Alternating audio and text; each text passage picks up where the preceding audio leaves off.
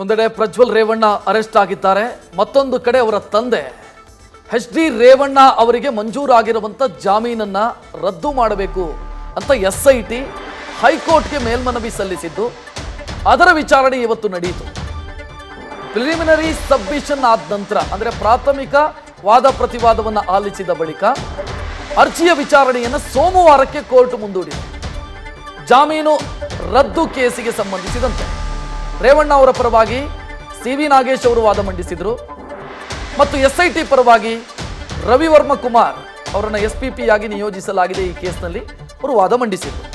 ಆರಂಭದಲ್ಲೇ ರವಿವರ್ಮ ಕುಮಾರ್ ಈ ವಿಚಾರವನ್ನು ಪ್ರಸ್ತಾಪ ಮಾಡಿದರು. ಇವತ್ತು ಬೆಳಗ್ಗೆ ವಿಚಾರಣೆ ನಿಗದಿಯಾದಾಗ ಆ ಬಳಿಕ ತುರ್ತು ನೋಟಿಸನ್ನು ರೇವಣ್ಣ ಅವರಿಗೆ ಕೊಡಲಾಗಿತ್ತು.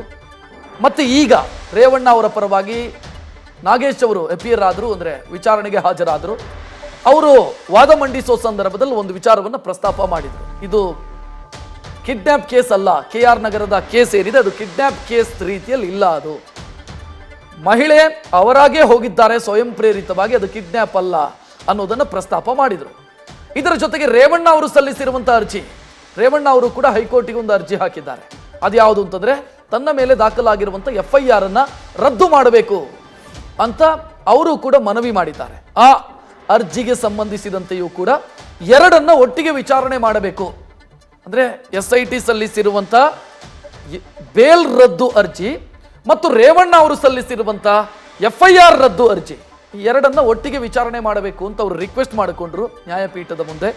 ನ್ಯಾಯಪೀಠ ಅದನ್ನ ಸಕಾರಾತ್ಮಕವಾಗಿ ಅದಕ್ಕೆ ಸ್ಪಂದಿಸಿದೆಯೂ ಕೂಡ.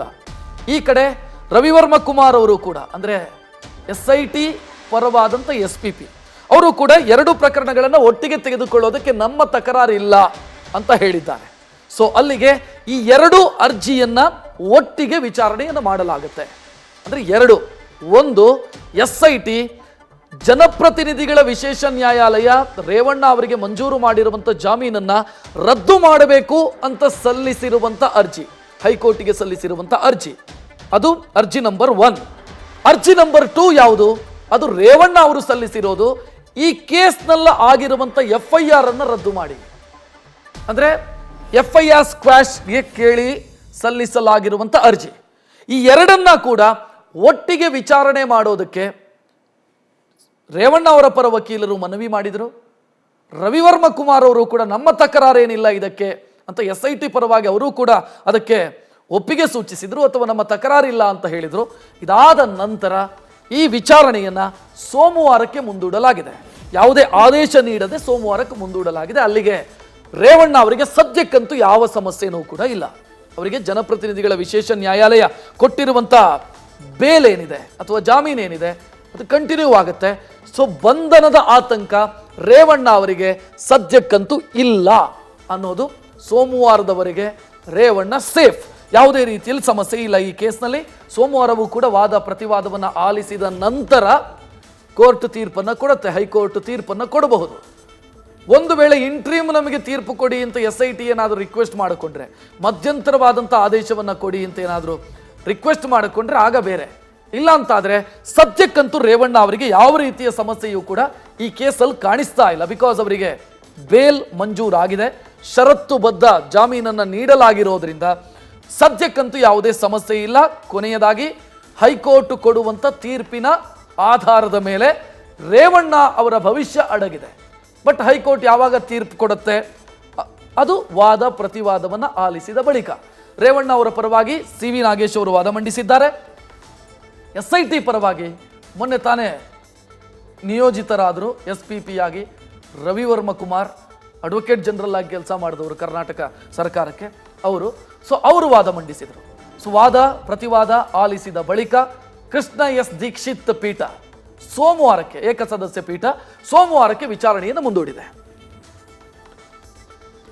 ಸದ್ಯ ನೀವು ನೋಡ್ತಾ ಇರುವಂಥ ದೃಶ್ಯ ಬೌರಿಂಗ್ ಆಸ್ಪತ್ರೆಯಿಂದ ಮೆಡಿಕಲ್ ಟೆಸ್ಟ್ನ ಪ್ರೊಸೀಜರ್ ಮುಗಿಸಿ ಪ್ರಜ್ವಲ್ ರೇವಣ್ಣ ಅವರನ್ನು ಕರ್ಕೊಂಡು ಹೋಗ್ತಾ ಇರುವಂಥ ದೃಶ್ಯವನ್ನು ನೀವು ಗಮನಿಸ್ತಾ ಇದ್ದೀರಿ. ಮೆಡಿಕಲ್ ಟೆಸ್ಟ್ ಮುಕ್ತಾಯ ಆಗಿದೆ. ಆರೋಪಿ ಪ್ರಜ್ವಲ್ ರೇವಣ್ಣ ಅವರ ಮೆಡಿಕಲ್ ಟೆಸ್ಟ್ ಮುಕ್ತಾಯ ಆಗಿದೆ. ಇದಾದ ನಂತರ ಆರೋಪಿಯನ್ನ ಸದ್ಯ ಕರ್ಕೊಂಡು ಹೋಗ್ತಾ ಇದ್ದಾರೆ. ಆ ದೃಶ್ಯ ನೋಡ್ತಾ ಇದ್ದೀರಿ.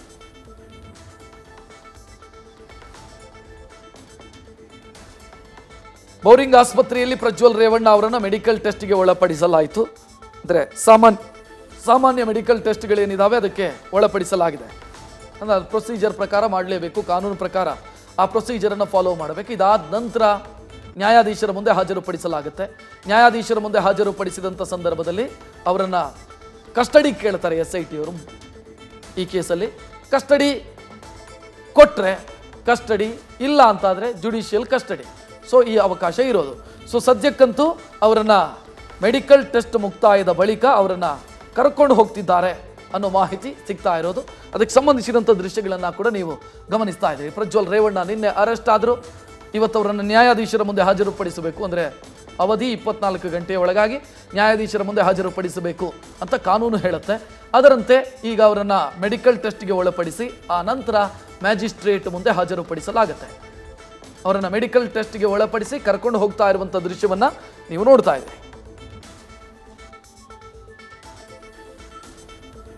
ಪ್ರಜ್ವಲ್ ರೇವಣ್ಣ ಅವರು ನಿನ್ನೆ ಬರೋಬ್ಬರಿ 9 ಗಂಟೆ ಪ್ರಯಾಣ ಮಾಡಿ, ಅಂದರೆ ಜರ್ಮನಿಯ ಮ್ಯೂನಿಚ್ನಿಂದ ಬೆಂಗಳೂರಿಗೆ ಪ್ರಯಾಣ ಬೆಳೆಸಿ ಬಂದು ವಿಮಾನ ನಿಲ್ದಾಣದಲ್ಲಿ ಇಳಿದ ಕೂಡಲೇ ಅವರನ್ನು ಅರೆಸ್ಟ್ ಮಾಡಲಾಯಿತು. ಜರ್ಮನಿಯಿಂದ ಅವರು ನಿನ್ನೆ ಮಧ್ಯಾಹ್ನ 3 ಗಂಟೆ 35 4 ಗಂಟೆ ಆಗಿದೆ, 4 ಗಂಟೆ ಹೊತ್ತಿಗೆ ಅವರು ಹೊರಟರು. ಆ ನಂತರ ಸುದೀರ್ಘ ಪ್ರಯಾಣದ ಬಳಿಕ, ಅಂದರೆ ಅಲ್ಲಿನ 12 ಗಂಟೆ 5 ನಿಮಿಷನೋ 12:15 ಏನೋ ಆಗಿತ್ತು. ಆ ಸಂದರ್ಭದಲ್ಲಿ ಜರ್ಮನಿಯ ಟೈಮ್ ಹೆಂಗೆ ಅಂತಂದರೆ ನಮಗಿಂತ 3:30 ಗಂಟೆ ಹಿಂದೆ. ಸೊ ಅಲ್ಲಿ ಪ್ರಜ್ವಲ್ ರೇವಣ್ಣ ಅವರು ಹೊರಟರು. ಪ್ರಜ್ವಲ್ ರೇವಣ್ಣ ಅವರು ಹೊರಟು ರಾತ್ರಿ ಇಲ್ಲಿಗೆ ಬಂದು ತಲುಪಿದರು. 3:30 ಗಂಟೆ ನಾವು ಅವರಿಗಿಂತ ಮುಂದಿದ್ದೀವಿ ಜರ್ಮನಿಗಿಂತ. ಸೊ ಆ ರೀತಿ ಇದ್ದಾಗ ಒಂದು ಟೈಮ್ ಝೋನಿಂದ ಮತ್ತೊಂದು ಟೈಮ್ ಝೋನಿಗೆ ಪ್ರಯಾಣ ಬೆಳೆಸಿದಂಥ ಸಂದರ್ಭದಲ್ಲಿ ಅದನ್ನು ಜೆಟ್ ಲ್ಯಾಗ್ ಆಗುತ್ತೆ ಅಂತ ಸಾಮಾನ್ಯವಾಗಿ ಹೇಳ್ತಾರೆ. ಜೆಟ್ ಲ್ಯಾಗ್ ಆದರೆ ಆರೋಗ್ಯದಲ್ಲಿ ಏರುಪೇರು ಆಗುತ್ತೆ ಅಂತ. ಎಲ್ರಿಗೂ ಅಂತಲ್ಲ, ಫ್ರೀಕ್ವೆಂಟ್ ಟ್ರಾವೆಲರ್ಸ್ಗೆ ಏನೂ ಆಗಲ್ಲ. ಆದರೆ ಇಲ್ಲಿ ಏನಾಗಿದೆ ಗೊತ್ತಿಲ್ಲ. ಪ್ರಜ್ವಲ್ ಅವರ ಆರೋಗ್ಯ ಸ್ಥಿರವಾಗಿದೆ ಅನ್ನುವಂಥ ಮಾಹಿತಿಯನ್ನು ನಮ್ಮ ಪ್ರತಿನಿಧಿಗಳು ಕೊಟ್ಟಿದ್ದರು. ನಿನ್ನೆ ರಾತ್ರಿಯೇ ಅವರನ್ನು ವಿಮಾನ ನಿಲ್ದಾಣದಲ್ಲೂ ಕೂಡ ಒಂದು ಮೆಡಿಕಲ್ ಟೆಸ್ಟ್ಗೆ ಒಳಪಡಿಸಲಾಗಿದೆ. ಆಗ ಅವರು ಆರೋಗ್ಯಯುತವಾಗಿ ಇದ್ದರು ಅನ್ನುವಂಥ ಮಾಹಿತಿ. ಇವತ್ತು ಅವರನ್ನು SIT ಅಧಿಕಾರಿಗಳು ವಿಚಾರಣೆಯನ್ನು ಪ್ರಾಥಮಿಕವಾಗಿಯೂ ಕೂಡ ಮಾಡಿದ್ದಾರೆ. ಪ್ರಾಥಮಿಕ ವಿಚಾರಣೆಯ ಸಂದರ್ಭದಲ್ಲಿ ಒಂದಿಷ್ಟು ಪ್ರಶ್ನೆಗಳಿಗೆ ಉತ್ತರ ಪಡೆಯುವಂಥ ಪ್ರಯತ್ನವನ್ನು ಕೂಡ ಮಾಡಿದ್ದಾರೆ. ನೋಡ್ತಾ ಇದ್ದೀರಿ, ಅವರನ್ನು ಸದ್ಯ ಮೆಡಿಕಲ್ ಟೆಸ್ಟ್ಗೆ ಒಳಪಡಿಸಿದ ನಂತರ ಕರ್ಕೊಂಡು ಹೋಗ್ತಾ ಇರುವಂಥ ದೃಶ್ಯವನ್ನು ನೋಡ್ತಾ ಇದ್ದೀರಿ. SIT ಕಚೇರಿಗಾದರೂ ಕರ್ಕೊಂಡು ಹೋಗ್ಬೋದು ಅಥವಾ ನ್ಯಾಯಾಧೀಶರ ಮುಂದೆ ಆದರೂ ಕರ್ಕೊಂಡು ಹೋಗ್ಬೋದು. ಸದ್ಯ ಅವರನ್ನು ಕರ್ಕೊಂಡು ಹೋಗ್ತಾ ಇರುವಂಥ ದೃಶ್ಯವನ್ನು ನೋಡ್ತಾ ಇದ್ದೀರಿ. ಇನ್ನು ಪ್ರಜ್ವಲ್ ರೇವಣ್ಣ ಅವರನ್ನು BP ಅಂದರೆ ರಕ್ತದೊತ್ತಡ, ಶುಗರು, ಮಧುಮೇಹ, ಪಲ್ಸ್ ರೇಟು, ಅದರ ಜೊತೆಗೆ ಹಾರ್ಟ್ ಬೀಟ್ ರೇಟು, ಸ್ಯಾಚುರೇಷನ್, ಇದನ್ನೆಲ್ಲವನ್ನ ಕೂಡ ಚೆಕ್ ಮಾಡಲಾಗಿದೆ. ಅಂದರೆ ಸಾಮಾನ್ಯ ಟೆಸ್ಟು, ಇದನ್ನು ಸಾಮಾನ್ಯ ಟೆಸ್ಟಿಗೆ ಒಳಪಡಿಸಲಾಗಿದೆ ಪ್ರಜ್ವಲ್ ರೇವಣ್ಣ ಅವರನ್ನು ಅನ್ನೋ ಮಾಹಿತಿಯೂ ಕೂಡ ಲಭ್ಯ ಆಗ್ತಾ ಇದೆ. ಅಂದರೆ ಸರ್ಕಾರಿ ವೈದ್ಯರು ಇದನ್ನು ಸರ್ಟಿಫೈ ಮಾಡಬೇಕಾಗತ್ತೆ. ಆರೋಪಿ ಹೆಲ್ತ್ ಕಂಡೀಷನ್ ಹಿಂಗಿದೆ ಅನ್ನೋದನ್ನು ವೈದ್ಯರು ಸರ್ಟಿಫೈ ಮಾಡ್ತಾರೆ. ಆ ಸರ್ಟಿಫಿಕೇಟ್ ಏನಿದೆ ಅಥವಾ ಆ ಡಾಕ್ಯುಮೆಂಟ್ ಏನಿದೆ ಅದನ್ನು ಮ್ಯಾಜಿಸ್ಟ್ರೇಟ್ ಮುಂದೆ ಸಬ್ಮಿಟ್ ಮಾಡಬೇಕಾಗತ್ತೆ. ಅದಾದ ಬಳಿಕ ಪ್ರಜ್ವಲ್ ರೇವಣ್ಣ ಅವರ ಹೆಲ್ತ್ ಕಂಡೀಷನನ್ನು ನೋಡಿ ಒಂದು ಕಸ್ಟಡಿಗೆ, ಇಲ್ಲ ಸದ್ಯಕ್ಕಂಥವರ ಹೆಲ್ತ್ ಕಂಡೀಷನ್ ಸರಿ ಇಲ್ಲ ಅಂತಾದರೆ ಜುಡಿಷಿಯಲ್ ಕಸ್ಟಡಿ ಕೊಡಬಹುದು. ಬಟ್ ಈ ಕೇಸ್ನಲ್ಲಿ ಏನು ಮಾಡ್ತಾರೆ ಅನ್ನೋದು ಭಾಳ ಮುಖ್ಯ. ಯಾಕಂತಂದರೆ ಅವರು ಕಳೆದ 30-34 ದಿನದಿಂದ ಅಬ್ಸ್ಕ್ಯಾಂಡ್ ಆಗಿದ್ದರು ಅಥವಾ ಇರಲಿಲ್ಲ, ದೇಶದಲ್ಲಿರಲಿಲ್ಲ. ನಿನ್ನೆ ಬಂದಿದ್ದಾರೆ. ಇವತ್ತು ಅವರನ್ನು ಕಸ್ಟಡಿಗೆ ಒಪ್ಪಿಸುತ್ತಾ ಎಲ್ಲವೂ ಕೂಡ ನ್ಯಾಯಾಧೀಶರ ವಿವೇಚನೆಗೆ ಒಳಪಡುತ್ತೆ. ಸದ್ಯ ಅವರನ್ನು ಮೆಡಿಕಲ್ ಟೆಸ್ಟ್ಗೆ ಒಳಪಡಿಸಿ ಕರ್ಕೊಂಡು ಹೋಗಲಾಗ್ತಾ ಇದೆ. ಆ ದೃಶ್ಯವನ್ನು ನೋಡ್ತಾ ಇದ್ದೀವಿ.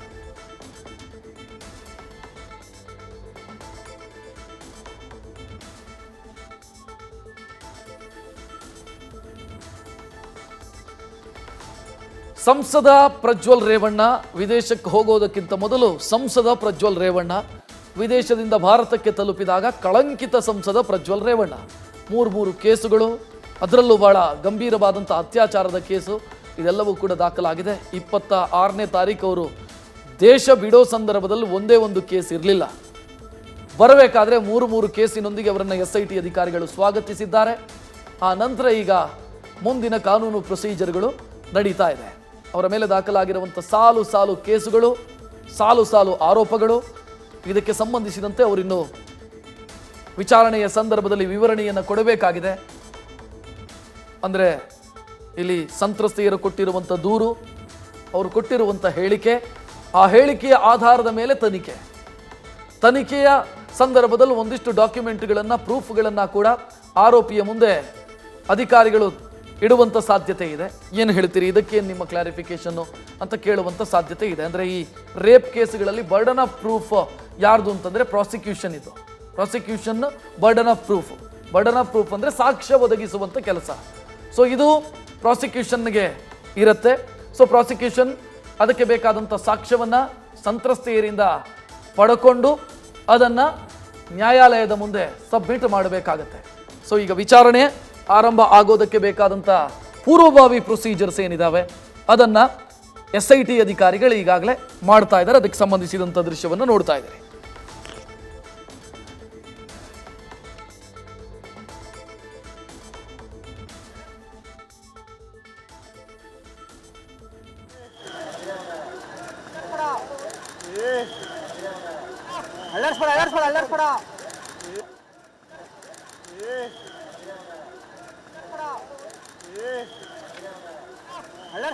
ಇನ್ನು ಪ್ರಜ್ವಲ್ ರೇವಣ್ಣ ಅವರನ್ನ ಸದ್ಯ ನ್ಯಾಯಾಧೀಶರ ಮುಂದೆ ಹಾಜರುಪಡಿಸೋದಕ್ಕೆ ಕರ್ಕೊಂಡು ಬಂದಿದ್ದಾರೆ ಅನ್ನೋ ಮಾಹಿತಿ ಲಭ್ಯ ಆಗ್ತಾ ಇದೆ. ಸೊ ಅಲ್ಲಿಗೆ ಮ್ಯಾಜಿಸ್ಟ್ರೇಟ್ ಮುಂದೆ ಆರೋಪಿಯನ್ನ ಹಾಜರುಪಡಿಸೋದಕ್ಕೆ ಕೋರ್ಟಿಗೆ ಕರೆ ತಂದಿದ್ದಾರೆ SIT ಅಧಿಕಾರಿಗಳು ಅನ್ನುವಂಥ ಡೀಟೇಲ್ ಲಭ್ಯ ಆಗ್ತಾ ಇದೆ. ಅದಕ್ಕೆ ಸಂಬಂಧಿಸಿದಂಥ ದೃಶ್ಯಗಳನ್ನು ಕೂಡ ನೀವು ನೋಡ್ತಾ ಇದ್ದೀರಿ. ಕೋರ್ಟಿಗೆ ಪ್ರಜ್ವಲ್ ರೇವಣ್ಣ ಅವರನ್ನ SIT ಅಧಿಕಾರಿಗಳು ಕರೆ ತಂದಿದ್ದಾರೆ.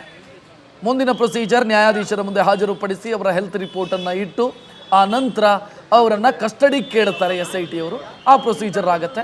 14 ದಿನ ಕೇಳಿದರೆ 8 ದಿನನೋ 10 ದಿನನೋ ಕಸ್ಟಡಿಗೆ ಕೊಡಬಹುದು. ಎಲ್ಲವೂ ಕೂಡ ನ್ಯಾಯಾಧೀಶರ ವಿವೇಚನೆಗೆ ಬಿಟ್ಟಿರೋದು. ಈ ಅತ್ಯಾಚಾರದ ಕೇಸಿನಲ್ಲಿ ಕಸ್ಟಡಿಗೆ ಕೊಡುವಂಥ ಸಾಧ್ಯತೆ ದಟ್ಟವಾಗಿರುತ್ತೆ. ಯಾಕಂತಂದರೆ ಇನ್ನು ಈ ಕೇಸ್ನಲ್ಲಿ ಆರೋಪಿಯ ವಿಚಾರಣೆ ಆಗಲೇ ಇಲ್ಲ. ಸೊ SIT ಅದೇ ಕಾರಣವನ್ನು ಮುಂದಿಟ್ಟುಕೊಂಡು ಅವರು ಕಸ್ಟಡಿಗೆ ಕೇಳ್ತಾರೆ. ಕೋರ್ಟಿಗೆ ಸದ್ಯ ಆರೋಪಿಯನ್ನು ಕರೆತಂದಿರುವಂಥ ದೃಶ್ಯವನ್ನು ನೀವು ನೋಡ್ತಾ ಇದ್ದೀರಿ. ಬೌರಿಂಗ್ ಆಸ್ಪತ್ರೆಯಲ್ಲಿ ಮೆಡಿಕಲ್ ಟೆಸ್ಟನ್ನು ಮುಗಿಸಿದ ಬಳಿಕ ಈಗ ಅವರನ್ನು ಕೋರ್ಟಿಗೆ ಕರೆತರಲಾಗಿದೆ. ಪ್ರಜ್ವಲ್ ರೇವಣ್ಣ ಅವರನ್ನ ಕೋರ್ಟಿಗೆ ಕರೆತಂದಿರುವಂಥ ದೃಶ್ಯವನ್ನು ನೀವು ನೋಡ್ತಾ ಇದ್ದೀರಿ.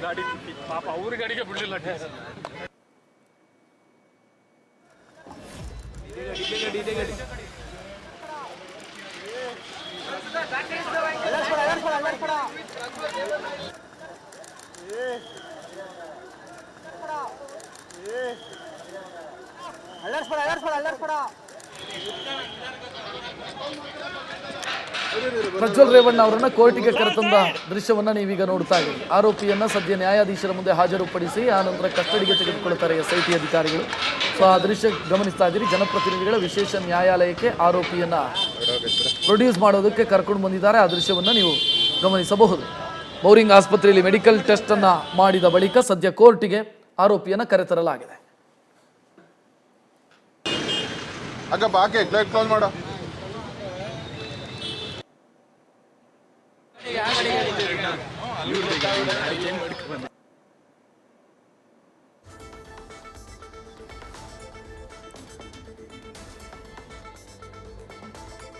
HD ರೇವಣ್ಣ ಅವರ ಇಡೀ ಕುಟುಂಬ ಸಂಕಷ್ಟವನ್ನು ಅನುಭವಿಸ್ತಾ ಇರುವುದನ್ನು ನಾವು ಗಮನಿಸ್ತಾ ಇದ್ದೀವಿ. ಪ್ರಜ್ವಲ್ ರೇವಣ್ಣ ಅತ್ಯಾಚಾರದ ಕೇಸ್ನಲ್ಲಿ ಸದ್ಯ ಅರೆಸ್ಟ್ ಆಗಿದ್ದಾರೆ. ಅವರನ್ನು ನ್ಯಾಯಾಧೀಶರ ಮುಂದೆ ಹಾಜರುಪಡಿಸೋದಕ್ಕೆ ಕೋರ್ಟಿಗೆ ಕರೆ ತಂದಿರುವಂಥ ದೃಶ್ಯವನ್ನು ನೋಡ್ತಾ ಇದ್ದೀರಿ.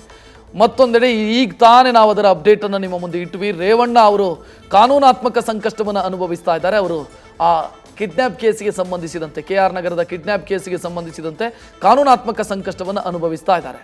ಅದೊಂದು ಕಡೆ. ಮತ್ತೊಂದೆಡೆ ಭವಾನಿ ರೇವಣ್ಣ ಅವರ ನಿರೀಕ್ಷಣಾ ಜಾಮೀನಿನ ತೀರ್ಪು ಇವತ್ತು ಪ್ರಕಟ ಆಗುತ್ತೆ. 2:45 ಆ ತೀರ್ಪು ಪ್ರಕಟ ಆಗೋದಕ್ಕಿದೆ. ಅದು ಜನಪ್ರತಿನಿಧಿಗಳ ವಿಶೇಷ ನ್ಯಾಯಾಲಯದಲ್ಲಿ ಆ ತೀರ್ಪು ಕೂಡ ಪ್ರಕಟವಾಗೋದಕ್ಕಿದೆ. ಅದರ ಮಧ್ಯೆ ನಾಳೆ ಭವಾನಿ ರೇವಣ್ಣ ಅವರನ್ನು ವಿಚಾರಣೆಗೆ ಒಳಪಡಿಸೋದಕ್ಕೆ ಪೊಲೀಸರು ಹೊಳೆನರಸೀಪುರದ ಅವರ ನಿವಾಸಕ್ಕೆ ಹೋಗ್ತೀವಿ ಅನ್ನೋದಕ್ಕೆ ಅವರಿಗೆ ಸಮನ್ಸು ಕೂಡ ಇಶ್ಯೂ ಮಾಡಿದ್ದಾರೆ.